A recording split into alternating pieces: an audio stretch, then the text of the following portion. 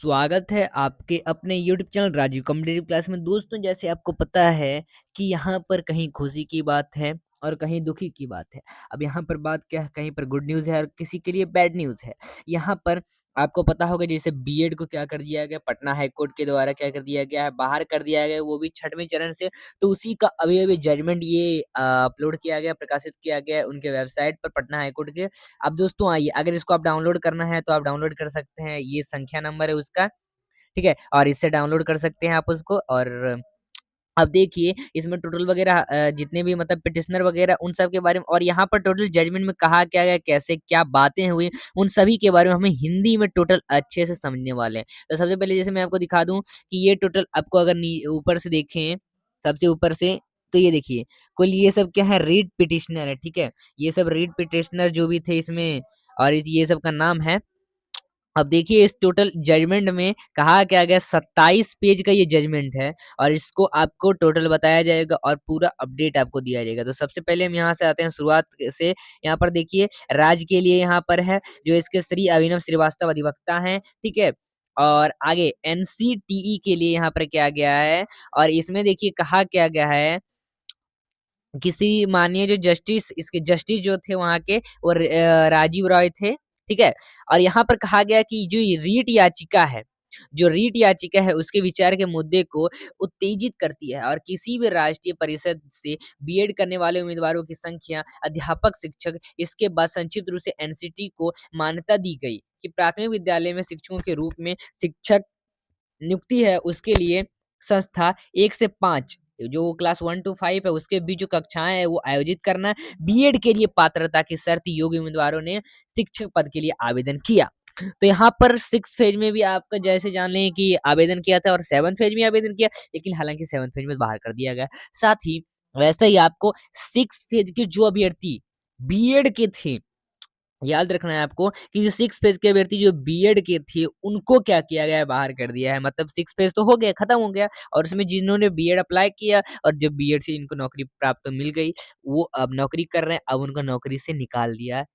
गया है। ठीक है? अब निकाल दिया गया है, निकाल दिया जाएगा धीरे-धीरे करके, क्योंकि ये आ ही गया है, मतलब निकाल दिया जाता है, इस तरह से पटना हाई कोर्ट का आदेश है। अब देखिए कहा गया है, बीएड के लिए पात्रता की शर्त योग्य उम्मीदवार ने शिक्षक पद के लिए आवेदन किया और प्राथमिक विद्यालय द्वारा जो जारी एक अधिसूचना उसके माध्यम से आए एनसीटी दिनांक 28/6/2018, जिसे अब शून्य कर दिया गया है। मतलब अब देखिए यहाँ पर एक एनसीटी 2018 के बाद कही गई है, उनका जो गजट आया था उस गजट में बताया गया था, ठीक है? कि जो भी मतलब जितने भी मतलब देवेश शर्मा जो यहाँ के हैं बनाम यूनियन ऑफ माननीय सर्वोच्च न्यायालय हैं, उनके द्वारा अब यहाँ पर एक ये तो 2018 की बात है। जब 2018 में हुआ क्या कि जो गजट निकाला गया, गजट में बताया गया कि जो जितने भी मतलब आपके नौकरी वगैरह हैं बीएड के लिए 1 टू 5 में भी वो कर सकते हैं आवेदन और उनका होगा, ठीक है? कहीं पर भी कर सकते हैं वो बीएड के 1 टू 5 के लिए। लेकिन इसी को पटना हाई कोर्ट ने शून्य मानते हुए शून्य कर दिया है, ठीक है? और यहाँ पर कहा गया कि जो रीट याचिका है, याचिकाकर्ता हैं, उन्होंने अधिसूचना को चुनौती दी और वर्ष 2021 की उपरोक्त याचिका द्वारा इस न्यायालय के समक्ष निकाल दिया गया, ठीक है? और ये बीएड वालों को, और इसके समक्ष जो है इसी बीच राजस्थान के सामने भी ऐसी चुनौती खड़ी हो गई और उच्च न्यायालय द्वारा जो दिनांक 25/2021 है उसके निर्णय द्वारा अनुमति दी गई और उच्च न्यायालय की एक डिवीजन बेंच द्वारा प्रस्तुत के रूप में क्या किया गया, 2011 में सीडब्ल्यूजेसी संख्या 5053 में जो अनुबंध 10 है, यह कहा गया था कि फैसले को विशेष अनुमति याचिका में चुनौती दी गई और जिसके परिणाम स्वरूप देवेश शर्मा में फैसले में बताया गया, और साथ ही उपरोक्त रीट याचिका में आदेश क्रमांक 3 दिनांक 16/7/2021 इस न्यायालय की एक खंडपीठ ने अनुमति दी और उत्तरदाताओं को चयन की प्रक्रिया जारी कर रखनी होगी और रीट याचिका के लंबित रहने के दौरान नियुक्ति की गई और यह रीट याचिका जो उसके नतीजे के अधीन है और यह भी है, ये निर्धारित है कि चयनित एवं नियुक्त अभ्यर्थियों को अवगत कराया जाएगा और रीट याचिका के लंबित होने के बाद संबंध में 2021 का आईए नंबर जो 1 है उसकी और से दायर किया गया है और हस्तक्षेपकर्ताओं को जे जो बीएड है वो योग्यताधारी थे और उनको पक्षकार बनने के लिए मुख्य रीट आवेदन में पक्षकार उत्तरदाताओं को निपटारा कर दिया गया है और पक्षकार बनाने के लिए प्रार्थना की अनुमति बिन दिए गए और बिना लेकिन जो आरक्षित रखते हुए यदि आवश्यकता पड़ी तो नए सिरे से फाइनल की शुरुआत करनी होगी। ठीक है, फाइनल करने की स्वतंत्रता, हालांकि आवेदकों को इस मामले में सहायता करने की अनुमति दी गई थी और यह भी जो यह थी भी और निर्देश दिया गया कि विद्वान अधिवक्ता को इसका लिंक भेजा जाएगा और ऑनलाइन शुरू सुनवाई की कार्रवाई एक और पक्षकार याचिका याचिकाकर्ताओं के रूप में पक्षकार बनने समर्थन करने की अनुमति मांगी जा रही है। चलिए दोस्तों, आगे देखते हैं। प्राथमिक में डिप्लोमा के साथ साथ योग्य लोगों का कारण शिक्षा के अनुसार एक अन्य डिवीजन बेंच द्वारा खारिज कर दिया गया और आदेश क्रमांक 6 दिनांक 10/10/2023 आईए में याचिकाकर्ताओं का प्रतिबंध करने वाले वकील 2011 क्रमांक 1 श्री आशीष गिरी हमारे सामने हैं और विद्वान वरिष्ठ परामर्शदाताओं श्री मृगांक जो मौली है 2021 के आई ए नंबर 2000 जो 2 है उसमें दिखाई गई है और रीट में प्रार्थना का विरोध करने के लिए फिर से हस्तक्षेप की मांग की जा रही है और याचिकाओं में कहा गया कि याचिकाकर्ता बीएड योग्यताधारी अभ्यर्थी हैं और आदेश संख्या द्वारा इसकी अनुमति दी गई थी और 7 दिनांक 2023 हमने सुना कि विद्वान वरिष्ठ वकील श्री राजेंद्र नारायण और शिखा जो है वो याचिकाकर्ताओं की ओर से अभिनव श्रीवास्तव ने कहा कि वरिष्ठ वकील श्री राज की ओर से अपूर्व कुमार उपस्थित हुए और बिहार के डॉक्टर के एन सिंह हैं, उन्होंने विद्वान पर सॉलिसिटर जनरल एनसीटी और श्री की ओर से उपस्थित होना है और इनको मृगांक मौली और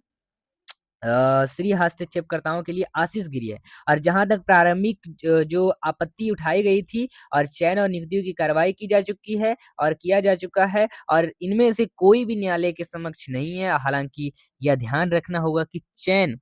आगे बढ़ाया गया था और इनके नियमों के किए गए संशोधन के आधार पर बताया गया है कि संशोधन के अनुसार आवश्यकताओं योग्यताओं और वर्ष 2018 में एनसीटी द्वारा जो ऊपर उपलिखित अंतरिम आदेश संख्या 3 के आधार पर प्रखंड बेंच ने उक्त अंतरिम आदेश में स्पष्ट रूप से कहा था कि जो रीट याचिका है उसके लंबित होने की सूचना दी गई है जाएगी और उम्मीदवारों का चयन और नियुक्ति की गई है और वे दावा नहीं करेंगे। उसके बाद से किसी भी इक्विटी को चयन और नियुक्ति को निर्देश दिया जाता था और रीट के नतीजे के अधीन ही किया जाएगा याचिका और हस्तक्षेपकर्ताओं को जो उद्देश्य का समर्थन करते हैं और बीएड अभ्यर्थी हमारे सामने हैं और लंबित होने के बावजूद भी रीट याचिका नियुक्ति को सूचित कर दिया गया है और उम्मीदवार जैसे कि सरकारी वकील ने प्रमाणित किया है कोई नहीं और सिवाय इसके ही यहाँ हस्तक्षेप करने वाले इसमें पक्षकार बनने की मांग की है और आज्ञा पत्र जो है इससे पहले उनका कारण पर्याप्त रूप से उत्तेजित होना है और कोर्ट आगे कोई निर्देश जारी करने की कोई गुंजाइश नहीं है और प्रभावित होकर पक्षकार बनने के लिए जो सूचना के बावजूद रीट याचिका के लंबित होने और नियुक्तियों के बारे में अंतिम परिणाम के अधीन होने के कारण प्राप्त करने की परवाह नहीं की है और यह स्वयं का पक्षकार बनाया गया है। ठीक है, तो देखिए यहाँ पर हमने खास तौर पर मामले को आगे बढ़ाया और यह देखते हुए कि यह मुद्दा अब एकीकरण नहीं रह गया है। ठीक है दोस्तों, चलिए यहाँ पर मतलब ये सब क्या की जा रही बात कही जा रही है। साथ ही दोस्तों मैं आपको एक और बात यहाँ पर बता दूं, जैसे आपको दिखाई आपको बताया जाता है यहाँ पर कि जो आपका रीट है, ठीक है। अब जैसे देखिए यहाँ पर रीट के मामले में हम देखिए जैसे आपको एक बात ये भी है कही गई है कि जो 2 दिसंबर को हाईकोर्ट ने बीएड शिक्षकों के मामले में फैसला सुरक्षित रख लिया था। जैसे ये सुरक्षित इसीलिए रख लिया था, रिजर्व रख लिया था, इसको कह सकते हैं कि रिजर्व रख लिया था कि ये एक बहुत बड़ा फैसला है और इसको सुनाना क्योंकि लाखों कह सकते हैं, ये टोटल 1,22,000 अभ्यर्थी हैं और उसमें हो सकता है बहुत हजारों की संख्या में अभ्यर्थी बीएड वाले होंगे 1 to 5 में और लाखों यहाँ पर हजारों अभ्यर्थियों की जिंदगी का सवाल था। ठीक है, इसीलिए इसको सुरक्षित रख लिया गया, रिजर्व रख लिया गया, लेकिन फिर भी बीएड वाले हार गए और शिक्षक संघ का कहना है कि जो विगत 2 दिसंबर को हाईकोर्ट ने बीएड के मामले में फैसला सुरक्षित रख लिया और इसके बाद से बीएड योग्यताधारी शिक्षक हैं उसके सांसें अटकी हुई और सभी शिक्षक कोर्ट के आदेश का इंतजार कर रहे थे। इसी बीच कोर्ट का फैसला आने के पूर्व ही सोशल मीडिया पर बीएड योग्यता जो प्राप्त शिक्षक है उसको नौकरी से हटा देने की बात सोशल मीडिया पर वायरल हो गई। इसकी जांच होनी चाहिए और क्या मामला है ये टोटल बात की कही जानी चाहिए। ठीक है, जैसे यहाँ पर एक देखिए मैंने आपको पहले गजेट के बारे में बताया था, तो नई गजेट ये है जो एनसीटी द्वारा जो अधिसूचना जारी किया गया, गजेट अधिसूचना अटैचमेंट 1 में जो 28 जून है 2018 उसे 11 अगस्त 2023 तक विभिन्न राज्यों में बीएड उपाधि के बाद जो प्राथमिक शिक्षा है उसमें नियुक्त शिक्षक एवं प्राथमिक शिक्षक स्तर की शिक्षता पात्रता परीक्षा उत्तीर्ण अभ्यर्थी माननीय सर्वोच्च न्यायालय द्वारा पारित निर्णय से प्रभावित नहीं होंगे। ठीक है दोस्तों, तो यहाँ पर ये टोटल बात की गई है, प्रभावित नहीं होंगे, मतलब कोई भी एग्जाम से कोई भी प्रभावित नहीं होंगे, यहाँ पर इनकी नई गजेट में बात की गई थी। लेकिन अब सर्वोच्च न्यायालय के यहाँ पर बात नहीं की जा रही है, यहाँ पर आपका पटना उच्च न्यायालय की बात की जा रही है, हाईकोर्ट की बात की जा रही है और उन्होंने अब इनको बाहर कर दिया। 1 से 5 वर्ग के तक के लिए जो 22,000 था, ठीक है? नियोजित शिक्षक बहाल हुए थे और वहीं शिक्षकों का कहना है कि जो प्राथमिक शिक्षक का अभी ऑर्डर शीट आया नहीं, केवल अफवाह उड़ाया गया है कि 2012 में छठे चरण में 42,000 नियोजित शिक्षक बहाल हुए थे। इसमें 1 से 5 वर्ग के 22,000 नियोजित शिक्षक बहाल हुए थे। इनको सरकार द्वारा बहाली के 2 वर्ष के अंदर ब्रिज कोर्स करवाना था और इसे बिहार सरकार ने अब तक नहीं करवाया और सरकार को यह कोर्स नियुक्ति के 2 अंदर के बाद कराना था। यहाँ पर बात की गई थी जैसे सोशल मीडिया पर ये तब का बात है जब ये क्या किया गया, ये बात मतलब इस तरह से फैल जा रही थी, लेकिन अब मैंने आपको अभी स्पष्ट कर दिया है कि ये टोटल जो है जजमेंट आ गया है और पटना हाई कोर्ट का रिजर्व जजमेंट आ गया है और बिहार प्राथमिक शिक्षक पद पिछले 2 वर्षों में नियुक्ति बीएड डिग्रीधारी नियोजित शिक्षकों को छठे चरण को नौकरी से हटाने का फैसला सुनाई है और पटना हाई कोर्ट का अधिवक्ता अभिनव ने कहा है कि हाई कोर्ट को ने कहा कि जो डीएलएड होंगे वही प्राथमिक शिक्षक बन सकते हैं और पहले सरकार ने इन्हें प्राथमिकता देने की बात कही थी। इस पर कोर्ट ने कहा कि जो लोग डीएलएड डिग्री धारक होंगे वही प्राथमिक शिक्षक बन पाएँगे। तो टोटल ये खबर है यहाँ पर। ठीक है दोस्तों? तो चलिए दोस्तों फिर मिलते हैं अगली वीडियो के साथ आगे का जो भी नोटिफ़िकेशन होगा उसको लेकर आएँगे। तो यहाँ पर कहीं असमंजस वाली बात भी है और कहीं पर बुरी बात है, कहीं पर अच्छी बात है। ये डीएलएड के लिए अच्छा है और बीएड के लिए खराब है। ठीक है? तो चलिए अब आगे का क्या फैसला वगैरह आएगा वो हम आगे की वीडियो में देखेंगे, तो चैनल को अभी सब्सक्राइब करके रख लें। तो चलिए दोस्तों फिर मिलते हैं अगले वीडियो के साथ आगे का जो भी नोटिफ़िकेशन उसको आपको जल्दी पहुँचाया जाएगा। आप बेल आइकन को दबा दें और लाइक कर दें वीडियो को पसंद आए और इसको शेयर कर दीजिएगा अपने group Telegram group, WhatsApp group वगैरह में। तो चलिए दोस्तों फिर मिलते हैं नेक्स्ट वीडियो के साथ। धन्यवाद।